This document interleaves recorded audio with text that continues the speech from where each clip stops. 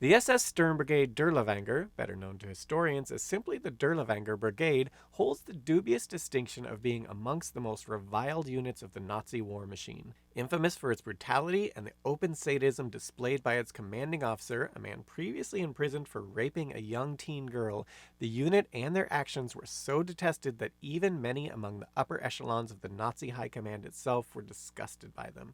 So, how did this unit come to be? Why were they so particularly brutal? And why were they allowed to continue with their horrific acts that horrified pretty much everyone but themselves? Officially, the 36th Waffen Grenadier Division of the SS, or more aptly, under SS control, were formed in 1940 as an indirect response to an order from Hitler to bolster German manpower with convicted criminals, initially those convicted of minor crimes. However, as the war went on and Nazi Germany became desperate, the ranks of these battalions became decidedly more eclectic, with some, like the Durlavanger Brigade, filling out their ranks with the worst of criminals, as well as mental institution patients. Considered by many to be a death sentence, these units were often tasked with the most dangerous jobs the Wehrmacht could think of, such as acting as shock troops in losing battles or to march across minefields to clear them. Any of these soldiers who refused were shot dead on the spot. When they weren't being thrown into the meat grinder, staff battalions were forced at gunpoint to perform backbreaking manual labor and could expect to be executed for even minor infractions. Men who found themselves serving in Straf battalions additionally held no rank and fought wearing plain uniforms. The payoff, however, assuming they managed to survive, was that if they served with distinction, they could potentially have their criminal records expunged and even be given more traditional ranks and reassigned to units that weren't more or less suicide squads. Within the Straf battalions, however, one unit distinguished themselves via a level of brutality that would make even the most twisted of minds squeamish, something the upper echelons of the Nazi war machine found to be particularly beneficial for the war effort. You see, having a rabid dog at their disposal came in handy in certain situations. And incidentally here, not totally hyperbole, it's noteworthy that one tactic the Durlavangers used was to release starved and abused dogs among civilians, with the dual benefit of some good family fun for the soldiers getting to watch the dogs tear the people apart, as well as to instill the appropriate fear in the rest of the given local populace as to what would happen to them if they further stepped out of line. This brings us to the commanding officer of the Durlavanger Brigade, Oskar Durlavanger, a close friend of Lieutenant General Gottlieb Berger, one of the 12 apostles of Heinrich Himmler, aka the architect of the Holocaust. Durlavanger had previously served in World War I, where he was wounded 6 times and otherwise seems to have served with distinction, rising to the rank of lieutenant. However, after the war, one official report on the man noted that he had become, to quote, mentally unstable, violent, and alcoholic, and an abuser of drugs. In his time between the world wars, he took part in various things like the suppression of the German Revolution, got his doctorate in political science, and was frequently convicted of various crimes, such as embezzlement. Things got more serious when, in 1934, he was convicted of raping a 14-year-old girl, then immediately after stole a government car and promptly crashed it as he was quite drunk at the time. He was then in prison for a couple years before being released. Rather than live as a law-abiding citizen from there, he almost immediately was convicted of sexual assault once again. Having friends in high places, such as Gottlieb Berger, however, comes in handy, and not long after, he managed to get released and then went to fight in the Spanish Civil War under General Francisco Franco.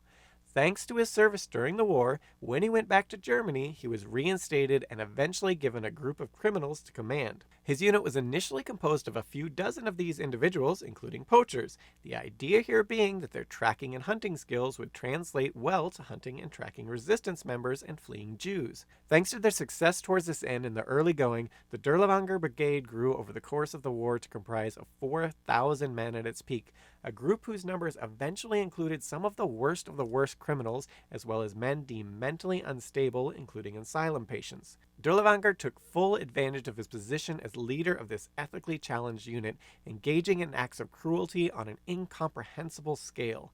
Beyond the aforementioned rabid dog tactic, another even more horrific was gathering together very young girls, stripping them all naked, whipping them to near death, then injecting them with strychnine. After this, it was reported he and his men enjoyed, among other things, watching them convulse to death. Another tactic was to gather groups of people and cram them into a building, then set it on fire. Any who fled the building after it was set aflame would be immediately shot. Beyond these sorts of more elaborate methods, the group were also known for terrorizing local civilian populaces via gang rapes, beatings, robbings, extortion, indiscriminate murder, gutting children in front of their parents, etc. Naturally, even some of the most ardent Nazi ideological supporters got a little squeamish at some of these acts, leading to frequent calls for Dirlewanger's arrest, or at the least, the reassignment of the Wenger Brigade to the front instead of overseeing civilians. In fact, at one point, SS police judge advocate George Morgan was so fed up he took it upon himself to issue a warrant for the arrest of Dirlewanger. Naturally, Dirlewanger appealed to Berger, who in turn appealed to Himmler on Dirlewanger's behalf, reasoning to Himmler in a letter defending Dirlewanger's actions, "Better to shoot 2 Poles too many than 2 too few. A savage country cannot be governed in a decent manner." Himmler apparently agreed, and Dirlewanger was allowed to continue on and even promoted. In another case, General Heinz Guderian appealed to Hitler himself to get Dirlewanger's unit withdrawn, reportedly with one of Himmler's officers backing the general's assertions about the Wangers. Hitler, however, apparently felt the opposite about the unit and rejected the pleas. In a nutshell, the Wangers got results when it came to quelling uprisings, tracking down those fleeing, and instilling an extreme amount of fear among the civilians they were let loose upon.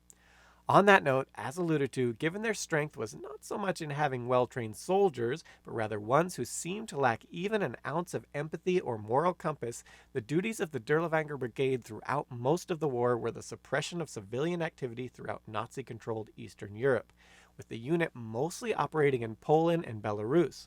Perhaps the most infamous event of the war that the Dirlewanger Brigade took part in was the Warsaw Uprising of 1944.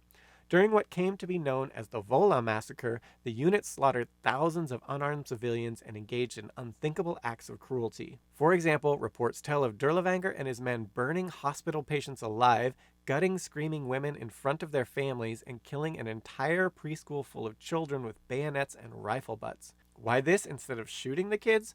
German Army sapper Matthias Schenk describes this last event and the reasoning behind the method of killing. After the door of the building was blown off, we saw a daycare full of small children, around 500, all with small hands in the air. Even Dirlewanger's own people called him a butcher. He ordered to kill them all. The shots were fired, but he requested his men to save the ammo and finish them off with rifle butts and bayonets. Blood and brain matter flowed in streams down the stairs. The brutality of the Dirlewanger Brigade is such that we don't even know how many people they killed during the war, with information gleaned from reports generally estimating the number between 30,000 to 120,000 civilians in Belarus, and thought to more definitively be around 50,000 people in Poland. The unit itself lost only a small number of men during this period, as the book Bloodlands, Europe Between Hitler and Stalin somberly notes.